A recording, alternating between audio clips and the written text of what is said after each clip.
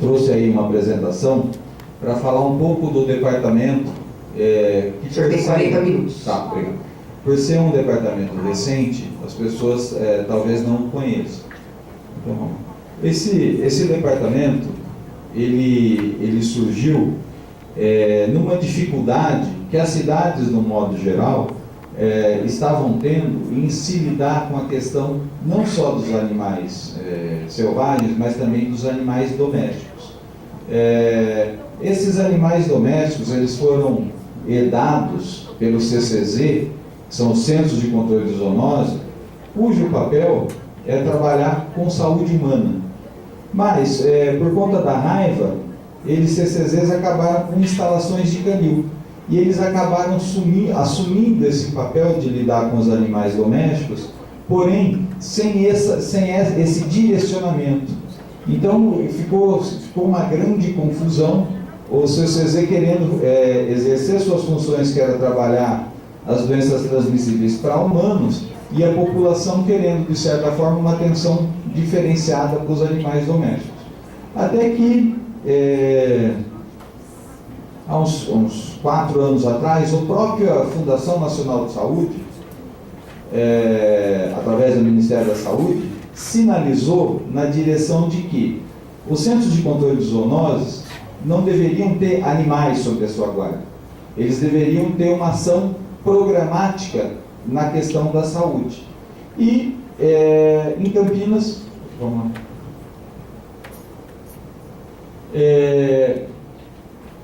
A gente... Estou na frente, tá? Pode passar mais um. A gente estava no momento de discutir isso junto ao Conselho Municipal de Proteção e Defesa dos Animais. Quais seriam o que o Conselho realmente queria? Quais seriam as políticas que, de forma organizada, poderiam ajudar na solução, né, dessa questão dos animais, dessa interface entre humanos e animais nas cidades? Era uma dúvida de muitas prefeituras, muitos prefeitos não sabiam como lidar com isso. A proteção também vem com uma motivação, muitas vezes emocional, o que dificulta a organização de ações mais programáticas. E aqui no Conselho de Proteção nós nos debruçamos sobre isso e fizemos algumas oficinas de trabalho e na eleição passada ele fez um texto, entregou aos então candidatos pedindo que essa discussão, esse planejamento fosse acatado pelo prefeito na formação de um departamento. Bom, então o departamento ele nasceu ligado à Secretaria do Verde, nasceram praticamente juntos, essa nova estrutura da Secretaria do Verde que vocês conhecem. O Departamento de Proteção e Bem-Estar Animal nasceu dentro da Secretaria do Verde, o que era uma recomendação das pessoas também. Desculpe acho que o fundo não ajudou, mas eu vou falando. Bom, qual seria o papel? Então a gente tinha que fugir de duas grandes visões. Uma era a visão que motivou a proteção animal durante um período, que é a visão de tirar animal da rua. Esse é um grande problema. Por quê? Porque a população dos animais de rua ela é frequentemente reposta. Só a título de curiosidade, a gente tem uma estimativa de ter hoje em condição de rua 20 mil animais em Campinas. Se nós fôssemos montar uma estrutura que atendesse, que abrigasse esses animais, a gente ia precisar mais ou menos de 1,7 km². Isso por ano. Sabendo que um animal em abrigo, bem cuidado, ele vive 8. Então logo nós percebemos que essa não era a solução do problema. E mesmo que hoje nós tirássemos de ruas 20 mil animais, a gente sabe que a taxa de reposição ela gira em torno de 4 a 5 meses. Essa população estaria reposta. Então, a política do departamento que norteou, que está norteando as ações, ela foi montada em cima do quê? De mitigar o abandono, trabalhar a questão da chamada guarda responsável, que são essas ações que estão aqui. Então, uma das primeiras ações foi o cadastramento e microchipagem. Então, nós começamos a microchipar a população canina e criamos um sistema de registro. Ele não só registra, liga a pessoa, o responsável ao animal, mas ele também gera outras informações, inclusive informações de vacinação da população, não só a vacinação antirrábica, mas as outras vacinas. Ele faz um link com o veterinário que vai atender esse animal. Então ele dá para o município uma condição de refinar as políticas públicas e também de ligar cada animal ao seu responsável.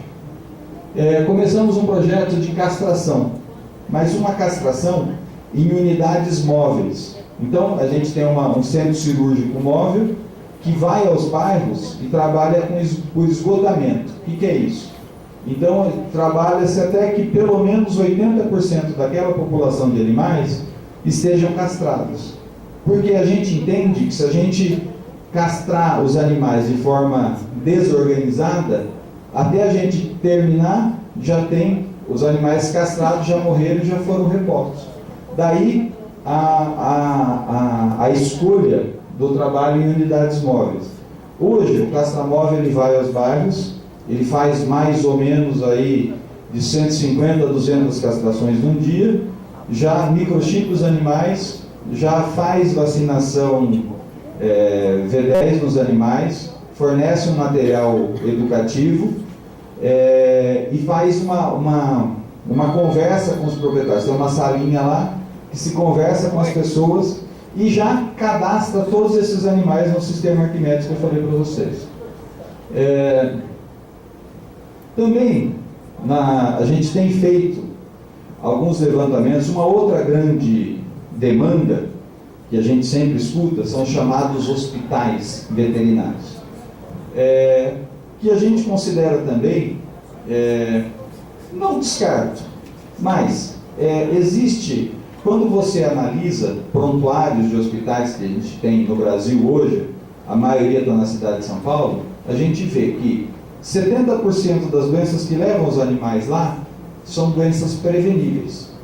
Então não teria razão de ser da gente não evitar que o animal adoecesse, ao invés de esperar ele adoecer para hospitalizar. Daí o argumento de ter colocado essas vacinações no programa de castração. Porque a gente trabalha o que a gente chama de medicina veterinária preventiva.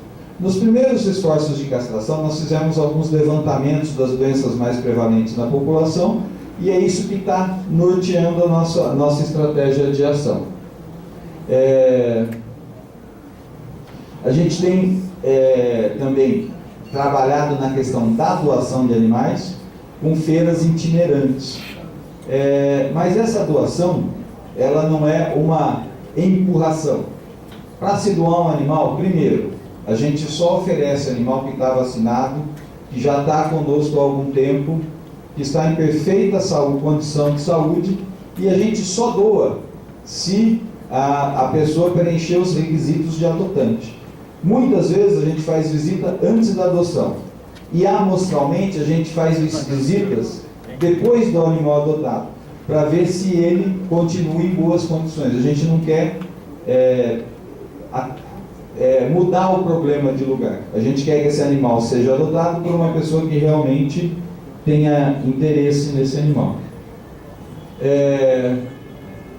Outra coisa que se tem trabalhado também nessa questão da doação é a ressocialização de animais. A gente tem muitos casos de pitbull, rottweiler, que acabam agredindo as pessoas.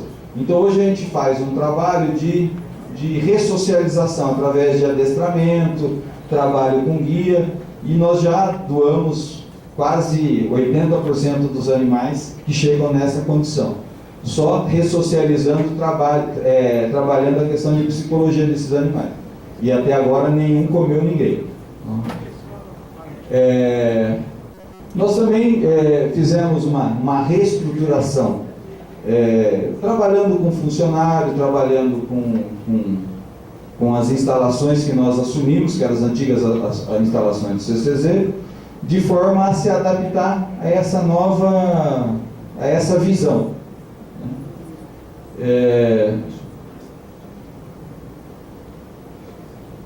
E alguns trabalhos específicos envolvendo prevenção ao abandono a comunidades que vão se mudar. Tem uma certa comunidade que vai se mudar para um apartamento da Coab. Então, antigamente, eles se mudavam e abandonavam os animais. Então, a gente faz castração, faz educação, conversa com a comunidade, vê que animal que é compatível com o novo imóvel e tenta direcioná-los àqueles animais que não são compatíveis. A gente também colocou no ar o portal Animal, que é um portal de doação eletrônica. Lá tem um espaço para doar os animais do município e os animais de ONGs. E a gente tem também uma seção lá de achados e perdidos, e a gente tem também uma área de informação sobre animais selvagens do município, que ainda está bem crua, está em construção.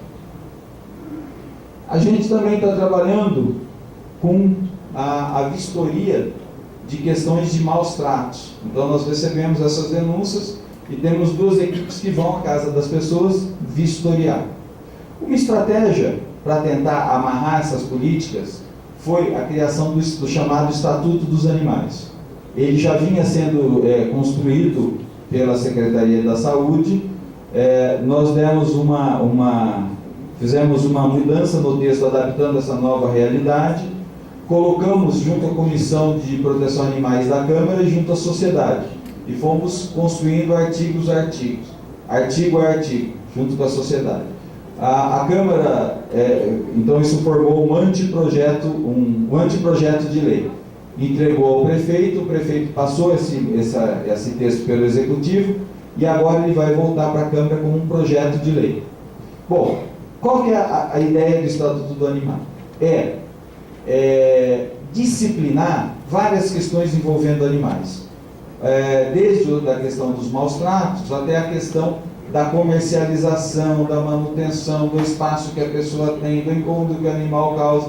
Então o Estatuto hoje ele tem mais de 100 artigos que tenta trabalhar essa questão. E ele vai amarrar a questão da ligação da pessoa, do responsável ao seu animal. Ele vai dar peso a essa relação de responsabilidade e vai permitir ao município criar, intervir em algumas situações, seja notificando, seja educando, ou em alguns momentos penalizando administrativamente. Bom, grosso modo, essa é a base da política. Hoje a política envolvendo animais domésticos, ela já está praticamente toda ela implantada, toda ela está na rua, toda ela está funcionando, as castrações estão acontecendo, a microchipagem está acontecendo, o cadastramento, e o estatuto está pronto para ir para a Câmara para ser votado. Na questão dos animais selvagens, que também uma vertente importante do departamento, a gente, nas políticas inicialmente elaboradas, o nosso foco de visão são para aqueles animais em vida livre, que é a mitigação do impacto que se tem hoje, a ocupação humana nesses animais. Então, nós pensamos também em políticas que mitigassem essa atuação. Bom, que seriam essas? Uma delas, eu acho que a mais importante, é a gente ter um CRAS. O que é um CRAS? É um Centro de Recuperação e Soltura de Animais Selvagens. É uma chance que você tem de conseguir retornar um animal importante àquele bioma novamente à vida livre. Então a gente entende que o CRAS é uma coisa importante. Estamos trabalhando no sentido de ter esse CRAS, né? O departamento, assim como a secretaria, ele é relativamente novo, né? Nós estamos trabalhando na elaboração desse CRAS, e vai ser certamente dos pontos focais agora para a próxima etapa aí da gestão do departamento. A gente também, e isso já temos alguma coisa, que é estudar essa fauna que a gente tem. A gente precisa saber que fauna que é essa, e a gente precisa também saber a dinâmica populacional dessa fauna. E a gente precisa saber também que tipo de micro-organismo a gente tem associado a essa fauna. Por vários motivos. Quando eu vou recolocar um animal em vida livre, às vezes a gente tem problemas de não saber que micro-organismos circulam. É um dos fatores a serem considerados. Então a gente tem N exemplos de situações que animais foram recolocados e causou um problema seríssimo à população local. Então, na expectativa de recuperar um animal, às vezes você leva um micro-organismo novo a essa população. Tem um exemplo que é meio manjado, mas ele é interessante para a gente se fazer entender. Tem um caso no Serengeti que o pessoal soltou na reserva uma população de hienas que estavam sendo criadas em cativeiro. Essa população de hienas levou o vírus da sinomose para a reserva e matou 3/4 da população de leão, que até então ninguém sabia que era sensível a esse grupo de vírus. Então, para a gente fazer plano de manejo, a gente não consegue fazer se a gente não conhecer, né? Então, a gente tem uma outra variante do Arquimedes. O Arquimedes é o sistema que gerencia os animais domésticos. A gente tem o Arquimedes 2, que também está em construção, que é para registrar essas informações sobre animais selvagens. Não só a existência, mas como a área de localização e a provável dispersão daquele indivíduo. Volta só um pouquinho. A gente também quer, entendendo isso, a gente quer começar, e está no plano do verde, já que é o decreto que vocês acompanharam, a criação dos corredores para comunicação dos fragmentos e da fauna. Então a gente quer começar a saber qual animal foi extinto localmente. A gente precisa fazer um projeto para recolocá-lo. Que material genético a gente precisa ter desses animais? A gente precisa ter sêmen, a gente precisa ter ósseo. Que tipo de conservação a gente precisa fazer? Se essa conservação ela dá para ser feita in situ, no local de vida, ou eu preciso de um apoio ex situ, fora do local, para fazer uma reprodução de uma determinada espécie para recolocar. A gente sabe que boa parte da vegetação nossa, né, semidescida aqui de Planalto, ela se reproduz por zoocoria. Então, a flora, ela sobrevive da fauna e vice-versa. Não dá para a gente pensar nas duas coisas separadas. Então, se uma determinada semente não passar no intestino de determinado animal, ele não vai germinar. Então, nossas políticas de animais selvagens, elas são voltadas à conservação. Tá? Esse é o perfil e como o departamento está se estruturando. Essa parte de animais selvagens, ela está mais crua, mas a gente já tem alguma coisa aí de estudo de população de micro-organismos em animais selvagens, alguma coisa até que já está na literatura, e assim a gente está coletando informações muito importantes, e que, organizadas, não sei se vocês devem ter visto a organização do material no plano do verde, georreferenciado, em camadas, ele pode ser um importante instrumento para a gente ir refinando essas políticas. Bom, então aí está o castramóvel, né? Essa é uma campanha de castração. Esse aí é o Arquimedes, não, é aquele lá, o Henrique, né? Ele está alimentando o Arquimedes, que é a parte 1 do Arquimedes, que gerencia a população de animais domésticos. Esse aqui é o lançamento do programa de microchipagem, né? Microchipagem é um sensor eletrônico que você põe no subcutâneo do animal e ele fica com registro definitivo. O Arquimedes, ele gera uma carteira de registro que, com a implantação do estatuto, ela vai se tornar obrigatória. As pessoas têm que ter os seus animais registrados.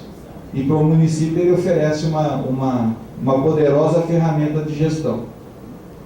Isso aqui, as primeiras castrações, nós começamos a estudar dinâmica da população, o que acontecia quando a gente castrava, quantos por cento da população era inicialmente castrada, e também a prevalência, quais doenças os animais tinham e qual a prevalência dessas enfermidades nessa população. Então isso aqui também a gente está trabalhando, que eu não falei, aqueles animais que são atropelados ou encontrados doentes em vias públicas. Então a gente dá atenção, recupera esse animal doméstico e recoloca a doação. Isso aqui é o grupo que trabalhou na Câmara o Estatuto dos Animais. Isso aqui é o portal animal, já está no ar, depois convido vocês a darem uma olhadinha lá. Isso aqui é o Aramis, é um Rottweiler que o pessoal punha comida embaixo da grade, né? Ele foi ressocializado, hoje ele já foi doado. As doações. Isso aqui, só a título de exemplo, é uma coisa corriqueira. Isso aqui é uma sussuarana que foi encontrada no satélite X, ela estava dormindo em cima do muro. Por quê? Porque ela queria comer alguém? Não, ela estava dispersando, amanheceu, não tinha para onde ir, né? Um macho jovem. Então, para você recolocar um animal desse, é uma atividade extremamente complexa. Às vezes você demora meses para achar uma área, tem uma série de autorizações, e você, normalmente esse tipo de animais, você faz a soltura com rádio colar. Agora, para o bioma é um animal importantíssimo, né? Um rádio colar desse, com GPS, que é o mais moderno, ele chega no Brasil por 25 mil a 30 mil reais. Fora a assinatura que você tem que ter para conseguir pegar essas coordenadas. Bom, é caro, compensa o gasto? Lógico, é um animal, é um topo de cadeia, é um animal que vai regular as outras populações. Então, está sendo cada vez mais difícil você encontrar áreas para conseguir soltar esse tipo de animal. Então, a importância do CRAS é conseguir recuperar um animal e conseguir devolver esse animal para a vida livre. É lógico que essa devolução não é tão simples e romântica quanto como aparece às vezes na TV. Você recolocar um animal em vida livre é uma coisa muito complexa. Muito complexa. Às vezes você tem que despender muitos recursos e tem que acompanhar esse animal, até para você entender. Isso aqui é uma captura de morcego, eles são soltos novamente, mas por ser um mamífero que dispersa pelo voo, a gente tem um interesse especial nele em entender a microbiota que esses animais têm. Bom, isso aí, o que está escrito aí, uma coisinha que já foi publicada disso. Pode ir. Vai? Então, a gente está trabalhando, montando algumas parcerias. Uma delas é com a Unicamp, no sentido de que os corredores de fauna, também existe a possibilidade deles passarem pelo campus e por instruções, por áreas da Unicamp. E a gente também tem na Unicamp um serviço que trabalha com a fauna dentro do campus. E que trabalha não só com os animais selvagens, como domésticos. Então a gente está organizando para trabalhar isso em conjunto.